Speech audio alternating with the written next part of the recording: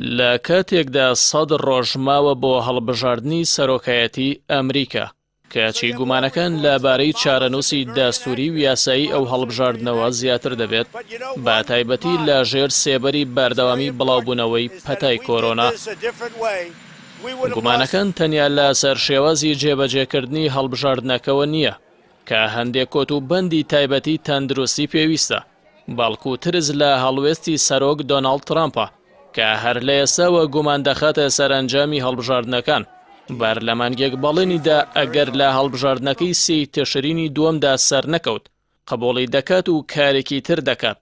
بەڵام لە نوێترین دیمانەی لەگەڵ بێژەری تۆڕی فۆکس نیوز کریس وڵاس ڕایگەیاند من نایدۆڕێنم و حەزم بە شکست نییە، بۆیە جەختی لەوە کردەوە پێشوەختە ئەنجامەکان قبول ناکات و دەبێت پێشتر بیبینێت.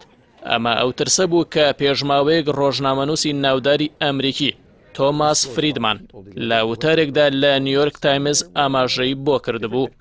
دیموکراتەکان سوورن لە سەرەوەی کارتی هەڵبژاردن بە پۆست بۆ هەردەنگدەرێکی وڵاتەکەیان بنێردرێت، ماوەی وەرگرتنەوەشی درێژ بکرێتەوە.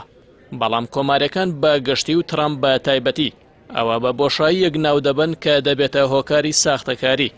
بەڵام پسپۆڕانی بواری هەڵبژاردن ئەوە بە دوور دەزانن ئەو شێوازە ببێتە هۆکاری ساختەکاری.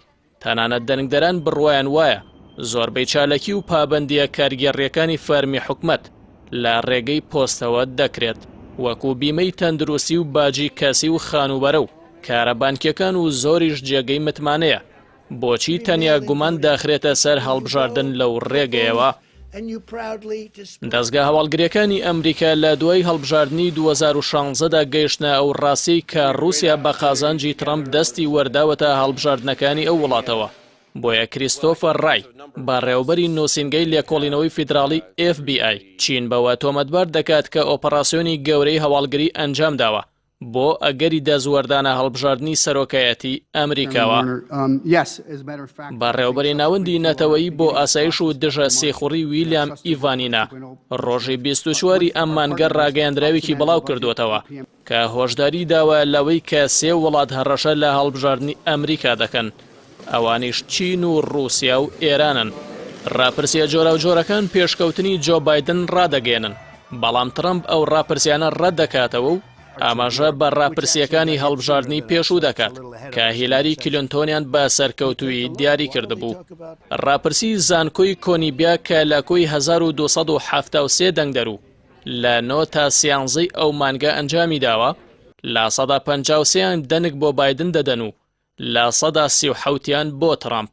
ڕاپرسی تۆڕی ABC نیوزیش کە لە 12 تا 15 ئەو مانگە ئەنجامی داوە، لە 155 بۆ بایدن و لە 140 بۆ ترامپ دەنگ دەدەن. تۆڕی فۆکس نیوز کە نزیکە لە کۆمارەکانەوە لە ڕاپرسیەکەیدا لە 149 بۆ بایدن و لە 141 بۆ ترامپی ڕاگەیاندووە. لەلایەکی ترەوە پەتای کۆرۆنا باڵی کێشاوە بەسەر زۆربەی دۆسیەکاندا، چونکە تووشبووان 4 ملیۆن کەسی تێپەڕاندووە و 150,000 مردنیشی لێکەوتووەتەوە. ڕاپرسی ڕۆژنامەی نیویۆرک تایمز لەو بارەوە دەڵێت لە 160 ئەمریکیەکان ناڕازین لە شێوازی مامەڵەی ترامپ لەگەڵ پەتاکەدا، ئەوەش لە کاتێکدایە ئاسۆیەک بۆ کۆتایی پەتاکە دەرنەکەوتووە.